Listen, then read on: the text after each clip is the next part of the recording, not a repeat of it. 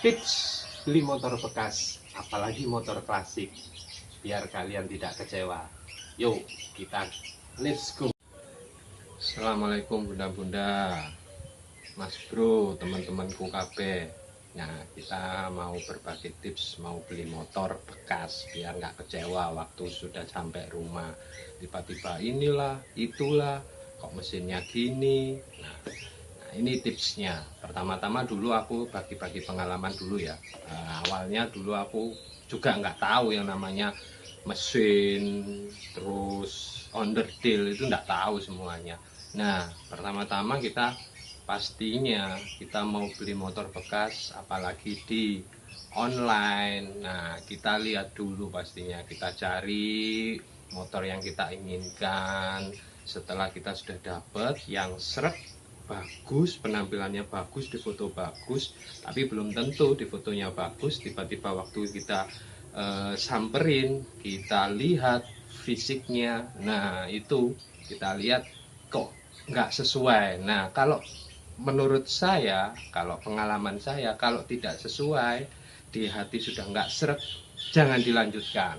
Nah, kalau saya sih, tapi kalau kalian saya nggak tahu juga. Nah, untuk tipsnya apa sih? Pertama-tama pastinya fisiknya dulu. Yang kedua mesin. Nah, mesin ini yang paling utama. Nah, ini yang paling utama itu di mesin. Nah, kalau kita yang pasti yang nggak tahu mesin di awal pertama-tama, mungkin kita harus tahu kalau mesinnya benar-benar halus, nggak ada suara aneh di mesin, insya Allah aman. Itu satu ya.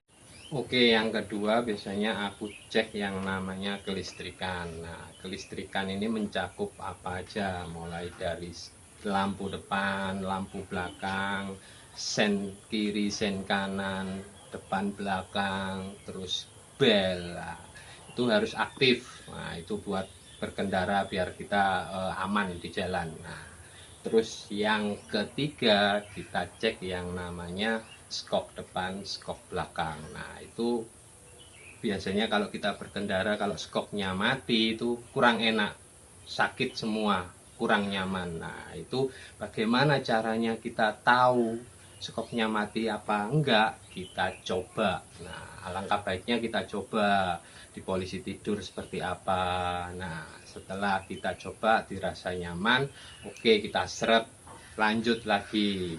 Baru yang terakhir kita cek yang namanya surat-surat BPKB, STNK. Nah, kita cek semua. Kita cek nomornya sama apa tidak sama BPKB. Nah, ini yang paling utama, surat-suratnya hidup atau mati. Nah, itu mencakup harga soalnya.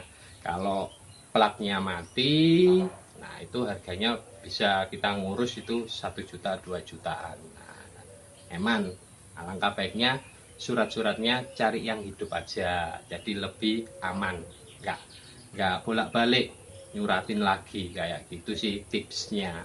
Nah, ini paling mujarab ya, cari motornya ini paling mujarab yang terakhir ini. Kalau kakaknya, bunda-bunda, mas bro, semuanya bapak-bapak, nah ini tips yang terakhir, mending saya keluarin 100.000 200.000 buat ngasih orang. Siapa itu orangnya? Biasanya orang bengkel. Kalau saya kenal, cari kenal ya tetangga-tetangga gitu, orang yang tahu mesin, tahu onderdil kayak gitu. Ya, biasanya sih di bengkel kita rayu, kita ajak, kalau mau nanti tak kasih uang, tak kasih gaji lah ibaratnya 100.000 atau 200.000. Mending kita keluarkan seperti itu daripada nanti kita lihat sendiri nyampe rumah kecewa kayak gitu sih. Kalau saya biasanya cari bengkel, cari mekanik, kita ajak.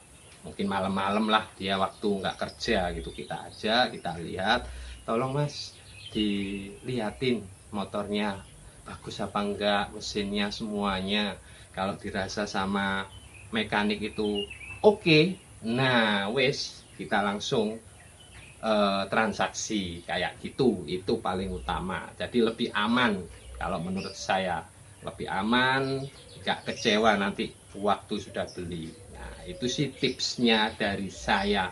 Mungkin ada kurang bisa dikomen, mungkin teman-teman ada yang tahu lagi bisa dikomentar, boleh, monggo silahkan. Saya lapang dada, komennya apapun. Kita kalau ini tipsnya bermanfaat ya tolong di share. Oke, itu aja sih tipsnya. Assalamualaikum warahmatullahi wabarakatuh. Salam klasik.